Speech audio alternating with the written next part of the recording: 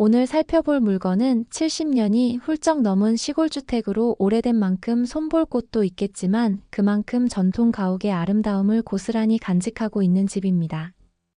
이 주택의 가장 큰 장점은 바로 뛰어난 위치에 있습니다. 시내권에 자리하고 있어서 자가용 없이도 편리한 생활이 가능하다는 점이 매력적입니다. 걸어서 1, 2분이면 시장과 마트를 이용할 수 있으니 차 없이 생활하는 것을 선호하시는 분들께는 최적의 조건입니다. 그럼 지금부터 이 주택의 구석구석을 자세히 들여다보겠습니다. 구독과 좋아요 한 번씩 부탁드립니다. 이 주택을 찾아오시려면 우선 국도를 지나서 골목길로 들어서야 하는데요. 아쉽지만 이 골목길은 폭이 좁아서 차량을 끌고 들어올 수가 없습니다. 차량이 다니기에는 좁아 보이는 폭이라 걸어서 주택까지 이동해야 하는 구조입니다. 그래도 본건까지 이어지는 도로는 전부 아스팔트 포장이 깔끔하게 되어 있어서 걷기에는 불편함이 없습니다. 계속 걸어 들어가다가 거의 끝 지점에서 오른쪽으로 꺾어 들어가는 골목이 하나 더 나오는데요. 그 안으로 조금 더 들어가야 비로소 오늘의 주택을 만나실 수 있습니다. 여기서 중요한 부분이 하나 있습니다. 오른쪽으로 꺾어서 주택으로 들어가는 바로 그 골목길이 바로 이 주택의 땅입니다. 이 부분은 나중에 지적도를 보면서 좀 더 자세히 설명해 드리겠습니다. 현재 이 골목길은 주변 이웃들과 함께 사용하는 현황 도로의 역할을 하고 있습니다. 주택의 첫 인상이라고 할 수 있는 대문은 파란색 철제문으로 되어 있습니다. 예전에 주변에서 정말 많이 볼 수 있었던 아주 전형적인 형태의 철제문이라 정겹고 세월의 흔적을 느끼게 해줍니다. 이 파란색 철제문을 열고 들어가면 이 집의 마당과 내부 공간들이 펼쳐지게 됩니다. 우선 주차장을 먼저 보겠습니다. 앞서 말씀드렸듯이 이 주택은 좁은 골목길을 통해 들어와야 하는 위치적 특성 때문에 차량이 진입할 수가 없습니다. 따라서 주택 자체적으로는 따로 주차장이 마련되어 있지 않습니다. 이 점은 미리 염두에 두셔야 할 부분입니다. 하지만 주차를 전혀 할 수 없는 건 아닙니다. 이 골목을 나와서 큰 길가로 나가보시면 주차 공간들이 표시되어 있는 것을 확인하실 수 있습니다. 이 큰 길가에 주차선이 그려진 공간에 주차를 하시면 되니 주차 문제에 대해 너무 크게 걱정하지 않으셔도 될 것 같습니다. 다만 시내권이라 차량이 번잡할 수 있고 불법 주정차 단속도 많이 하는 편이니 지정된 공간을 활용하셔야 합니다. 이제 주택을 살펴보겠습니다. 이 주택은 1954년에 사용 승인을 받은 건물로 올해로 무려 71년이 된 정말 오래된 건물입니다. 긴 세월을 버텨온 만큼 그 예스러운 운치와 정취가 남다릅니다. 주택의 형태는 전통 가옥의 모습을 띠고 있습니다. 특이하게 니은자로 길게 꺾여 빠져 있는 구조입니다. 건물의 주된 구조는 목조로 되어 있으며 지붕은 기와 지붕을 올린 단층 건물입니다. 특히 목조 구조를 지탱하고 있는 석가래들이 세월의 흐름 속에서도 비교적 잘 보존되어 있는 형태라서 이 집을 고쳐서 사용하실 때 멋진 인테리어 요소로 활용할 수 있을 것 같습니다. 외벽은 몰탈 페인트 등으로 마감되어 있으며 창호는 옛날 집에서 흔히 볼 수 있는 전형적인 목재 창문을 사용하고 있습니다. 그리고 이 주택의 또 다른 특징은 방마다 마당에서 바로 출입할 수 있는 문이 각각 나뉘어 있다는 점입니다. 마치 여러 세대가 함께 살았던 옛날 집의 구조 같기도 하고 혹은 공간을 분리해서 사용했던 흔적 같기도 합니다. 난방 설비는 유류 보일러를 사용했습니다. 이제 70년 넘은 이 집의 내부 공간으로 깊숙이 들어가 보겠습니다. 이 주택은 일반적인 집과는 달리 마치 여러 개의 작은 살림집이 연결된 듯한 독특하고 복잡한 구조를 가지고 있습니다. 가장 먼저 마당에서 들어섰을 때 현관과 가까운 우측에 있는 공간부터 살펴보겠습니다. 이곳에는 방이 하나 있는데 특이하게도 마당 쪽으로 출입할 수 있는 문이 두 군데로 나뉘어 있습니다. 그래서 어디에서도 들어갈 수 있습니다. 그리고 이 방의 안쪽에 또 다른 공간이 있습니다. 안으로 들어가면 제시외 건물 니은으로 지정된 주방 겸 다용도실이 나타납니다. 이 공간은 주 건물보다 바닥이 아래로 한 단 낮게 내려가 있는 형태인데요. 기존 벽체를 활용하여 블록조 스레트 지붕으로 지어진 단층 건물이며 주택의 후면에 자리하고 있습니다. 방과 이어져 있기 때문에 방을 통해서 들어갈 수도 있고 외부 마당 쪽으로도 따로 출입할 수 있는 문이 마련되어 있습니다. 이 제시외 건물 니은은 면적이 13.1제곱미터로 약 3.963평 정도 되는 크기입니다.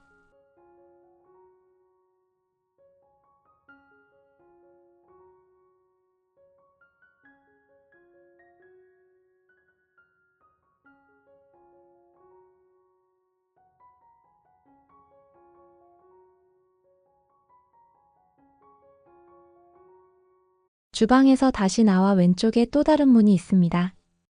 이 부분은 방으로 사용되는 부분이며 옆에 있는 방과도 서로 연결되어 있으면서 동시에 마당에서도 직접 출입이 가능한 구조입니다.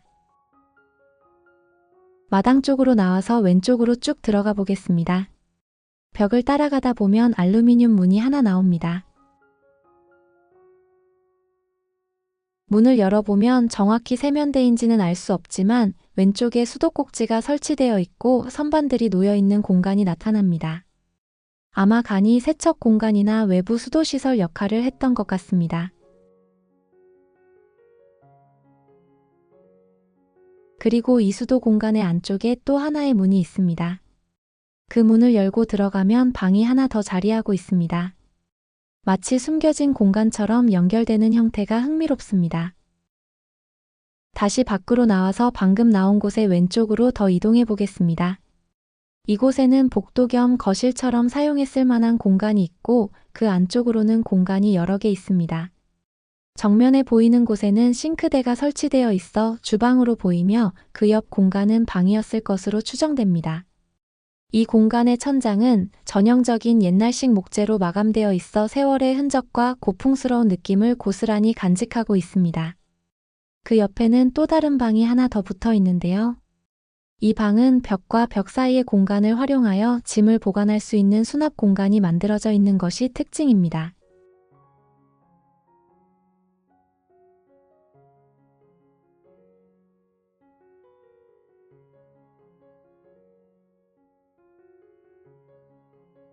마지막으로 다시 왼쪽 끝으로 이동하면 또 하나의 큰 방이 나옵니다.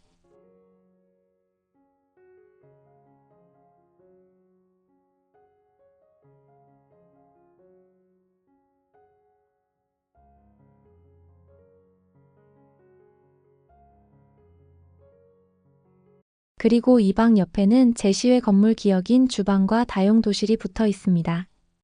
이건 역시 기존 벽체를 사용하여 지은 블록조 스레트 지붕의 단층 건물이며 니은자 형태로 주택 뒤쪽까지 길게 이어져 있습니다. 이 제시외 건물 기역의 면적은 16.7제곱미터로 약 5.052평으로 비교적 넓은 편입니다. 주택 본건물 외에도 주택 주변에는 여러 용도의 제시외 건물들이 자리하고 있습니다. 제시외 건물 디귿은 대문 바로 앞에 위치한 건물로 화장실 및 창고로 사용되고 있습니다. 블록조 슬래브 지붕으로 되어 있으며 오른쪽 창고 부분은 넓게 빠져 있고 그 옆에는 양변기가 설치된 화장실이 있었습니다. 면적은 5.7제곱미터로 1.724평입니다. 화장실 윗부분에는 옥상 공간이 있습니다. 측면에 올라가는 계단이 있으며 방수 공사는 안 되어 있으나 빨래 널기에는 좋아 보입니다. 제시외 건물 리을은 창고로 사용되었던 부분입니다. 이 창고는 제시외 건물 기역의 측면과 후면에 붙어 있는 형태입니다. 구조를 살펴보면 블록조로 벽체를 올리고 스레트 지붕을 얹은 모습인데 지금은 그 상태가 거의 파손되어 있어서 기능을 제대로 할 수 없는 상황입니다. 따라서 이 부분은 나중에 주택을 고치고 활용하실 때 그대로 두기보다는 철거하고 마당 공간으로 확보하는 등 다른 용도로 사용하는 것이 훨씬 더 효율적일 것 같습니다. 이 파손된 창고의 면적은 2.4제곱미터로 0.726평 정도의 크기입니다. 다음으로 제시외 건물 미음은 창고 겸 보일러실로 사용되었던 것으로 추정됩니다. 이 건물은 목조 스레트 지붕의 단층 건물로 대문에서 들어와 오른쪽 후면에 위치하고 있습니다. 아마도 집의 난방을 위한 보일러 시설이 이곳에 있었거나 살림살이를 보관하는 용도로 쓰였을 것으로 보입니다. 면적은 2.5제곱미터로 약 0.756평의 아담한 크기입니다. 목조 형태라 파손된 부분이 많습니다. 마지막으로 제시외 건물 비읍은 차양막 역할을 하는 구조물입니다. 이 차양막은 바로 앞에 설명드린 제시외 건물 미음으로 가는 길을 가려놓은 형태로 설치되어 있습니다. 철파이프 구조 위에 스레트 지붕을 얹어 비가 오거나 햇볕이 강할 때 통행하는 사람이나 물건을 보호해주는 역할을 합니다. 이 차양막의 면적은 8제곱미터로 약 2.42평 정도의 공간을 덮고 있습니다. 결론적으로 이 주택 본 건물은 2-가로 분류되며 면적은 71.41제곱미터로 약 21.602평입니다. 내부 구조를 종합해보면 화장실은 단 한 개밖에 없고 그마저도 변기만 들어갈 정도의 협소한 크기라는 점이 눈에 띕니다. 반면에 주방과 방들이 매우 많은 것이 이 집의 특징이며 주방 한 개에 거실 겸 통로 그리고 방 한 개가 딸려 있는 공간이 세 군데나 되는 매우 특이한 구조입니다. 하지만 다행히도 주택의 기둥과 지붕 같은 핵심 구조는 튼튼하게 유지되고 있는 것으로 보입니다. 따라서 이 뼈대를 그대로 살려보건 하고 현대적인 생활에 맞게 내부 구조를 잘 배치해서 인테리어를 한다면 충분히 매력적인 공간을 만들 수 있습니다. 다만 사용하기 어려운 제시외 건물들은 철거를 염두에 두고 활용하는 것이 합리적일 것 같습니다. 주택과 화장실 건물 사이에 있는 공간이 바로 마당입니다. 마당 공간이 엄청 넓은 편은 아니지만 주변 주택들과 비교했을 때 아주 작은 사이즈는 아닙니다. 현재 바닥은 시멘트로 마감되어 있으며 잡초들이 자라나 있어 조금은 지저분한 상태로 보입니다. 아마도 작게 화단 공간이 빠져 있을 것으로 보이며 잘 정리하면 충분히 활용할 수 있는 공간입니다. 이제 지적도를 살펴보겠습니다. 지적도를 살펴보면 본 주택은 한 필지로 되어 있으며 지목은 대지이며 현재 주거용 건부지와 일부 도로로 사용 중입니다. 토지의 모양은 한쪽만 길게 빠진 자루형 모양으로 빠져 있습니다. 길게 빠진 부분이 도로 부분입니다. 가장 눈여겨봐야 할 부분은 바로 주택으로 들어오는 입구길입니다. 이 골목길이 본건의 땅이라는 것인데요. 현재는 이 길을 주변 이웃들과 함께 사용하고 있는 상황입니다. 이웃들에게 땅세를 받고 있는지는 확인이 필요합니다. 또한 현장 방문 시와 지적도상의 경계가 미묘하게 달라 보이는 부분이 있습니다. 옆집이 본건 땅의 일부를 사용하고 있는 것으로 추정되거나 아니면 본건 땅인 도로가 지적도상으로는 더 길게 빠져 있을 수도 있습니다. 본건은 남동쪽으로 폭 약 2m의 포장도로와 접하고 있습니다. 전체 면적은 241.3제곱미터로 약 72.993평에 달하는 넓은 면적입니다. 다만 앞서 언급했듯이 땅의 일부가 실제로 도로로 사용되고 있는 상황이라 실제 주거 공간으로 전용해서 사용할 수 있는 면적은 지적도상의 면적보다 작아질 수 있다는 점을 고려해야 합니다. 그리고 제시외 건물로 분류된 기역, 니은, 리을, 미음, 비읍 일부가 인접 필지 위에 걸쳐 있는 것으로 지적도상에 표시되어 있습니다. 이 문제는 향후 소유권 분쟁이나 철거 등과 연관될 수 있으므로 정확한 경계 측량 검사를 통해 정확한 위치를 확인하는 것이 매우 중요합니다. 이 토지의 용도 지역은 제1종 일반 주거지역으로 지정되어 있습니다. 임차인 현황입니다.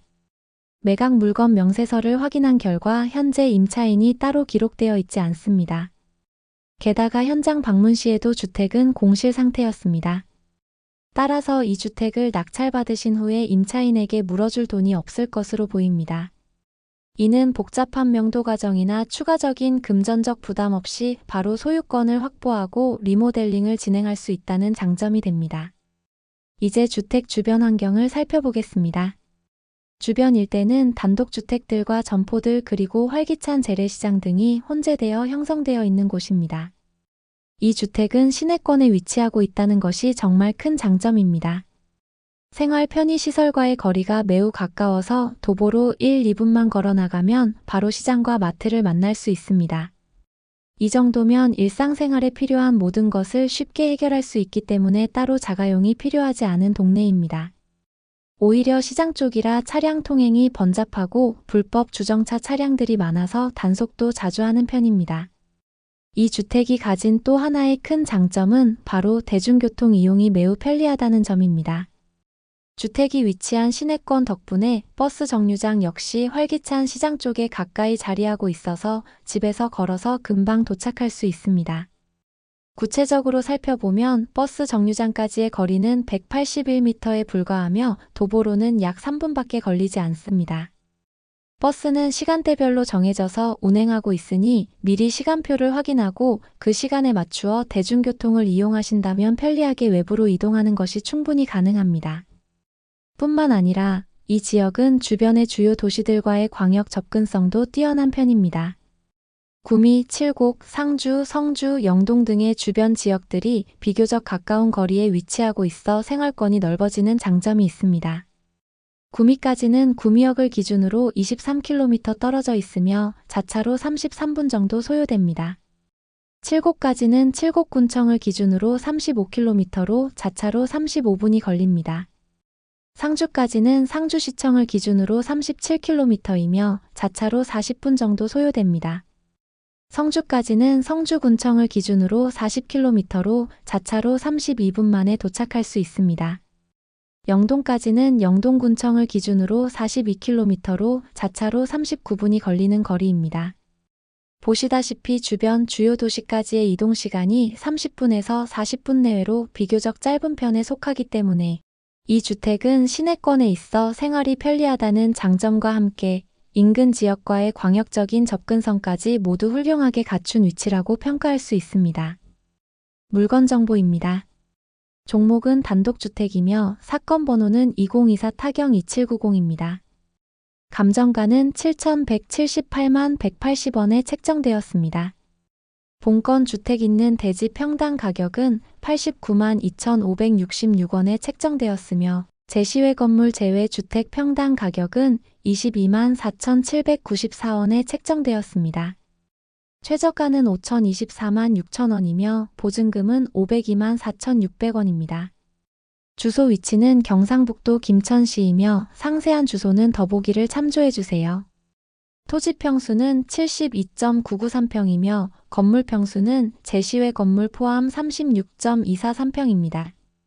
사용 승인일은 1954년이며 매각일자는 2025년 11월 21일 금요일에 대구지방법원 김천지원에서 진행됩니다. 이 주택은 현재 한 번 유찰되어 5천만 원대입니다. 일반적인 시골집의 특성을 고려했을 때 앞으로 추가적으로 더 유찰될 가능성도 충분히 있다고 판단됩니다. 이 집은 많은 장점을 가지고 있습니다. 첫 번째로 이 집은 최고의 입지 조건입니다. 시내권 한복판에 위치하고 있어서 자가용이 없더라도 시장, 마트 그리고 버스 정류장을 도보 1분에서 3분 내로 모두 이용할 수 있는 최고의 생활 편의성을 갖추고 있습니다. 두 번째는 구조 복원의 매력입니다.